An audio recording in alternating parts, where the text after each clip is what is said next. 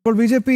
സംസ്ഥാന vice president N രാധാകൃഷ്ണനും നാട്ടികയിലെ NDA സ്ഥാനാർത്ഥി CC മുകുന്ദനും മാധ്യമങ്ങൾ കാണുകയാണ്. തത്സമയം പാവപ്പെട്ട ജനവിഭാഗങ്ങളിൽ വലിയ സ്വാധീനം ചെലുത്തി നാട്ടികയിൽ അത്ഭുതകരമായ ഒരു പരിവർത്തനത്തിന് നിൽക്കുമ്പോഴാണ് LDF UDF ഡീല് അവിടെയും പ്രകടമാകുകയാണ്. കോൺഗ്രസിൻ്റെ സഹായത്തോടുകൂടി LDF ശ്രീമാൻ മുകുന്ദൻജിയുടെ സന്തത സഹചാരിയും അദ്ദേഹത്തോടൊപ്പം എപ്പോഴുമുള്ള അദ്ദേഹത്തിൻ്റെ എല്ലാ കാര്യങ്ങളും അദ്ദേഹത്തോട് സഹകരിച്ച് CPI നോമിനേറ്റ് ചെയ്ത് കൊടുത്തിട്ടുള്ള ശ്രീമാൻ അസർ മജീദിനെതിരെ വളരെ ബോധപൂർവം നിലവിലുള്ള LDF സ്ഥാനാർത്ഥി പട്ടികജാതി സ്ഥാനാർത്ഥിയാണ് എന്നുള്ള സൗകര്യത്തെ ഉപയോഗപ്പെടുത്തി പിണറായി വിജയൻ്റെ പോലീസിൻ്റെ സഹായത്തോടുകൂടി UDFൻ്റെ ഒത്താശയോടുകൂടി ശ്രീമാൻ അസർ മജീദിനെ ജയിലിലടച്ച് മാനസികമായി ശ്രീമാൻ CC മുകുന്ദനെ തളർത്താനുള്ള ശ്രമം നടത്തിക്കൊണ്ടിരിക്കുന്നു.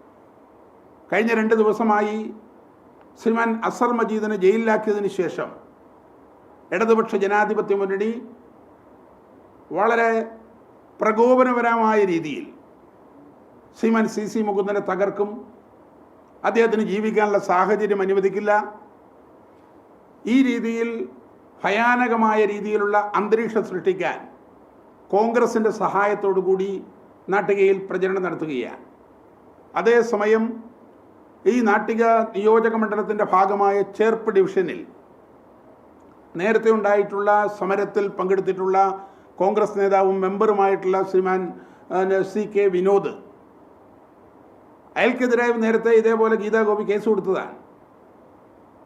ആ കേസ് വളരെ സൗകര്യപൂർവം UDF LDF ഡീലിൻ്റെ ഭാഗമായി നിരൂപാധികം ആ കേസ് പിൻവലിക്കുന്നു.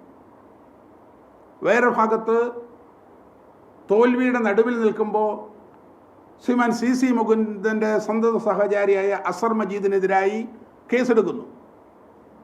അങ്ങോട്ട് പോലീസ് സ്റ്റേഷനിൽ പരാതി കൊടുക്കാൻ വേണ്ടി പോയതാണ്. ആ പരാതി കൊടുക്കാൻ പോയ ആളെ ഈ തെരഞ്ഞെടുപ്പിൻ്റെ ഏറ്റവും മുഹൂർത്തമായ ഈ സമയത്തിൽ, ഓരോ സെക്കൻഡും നിർണായകമായ സമയത്ത് പോലീസ് സ്റ്റേഷനിൽ വിളിച്ചിരുത്തി സമയം കളഞ്ഞ് 2-3 പോലീസ് സ്റ്റേഷനിൽ മാറ്റി കയറ്റി അയാളെതിരെ അനധികൃതമായി കേസെടുത്ത് ജയിലിലടയ്ക്കാനുള്ള സാഹചര്യം ഉണ്ടായിരിക്കുന്നു. യെസ്.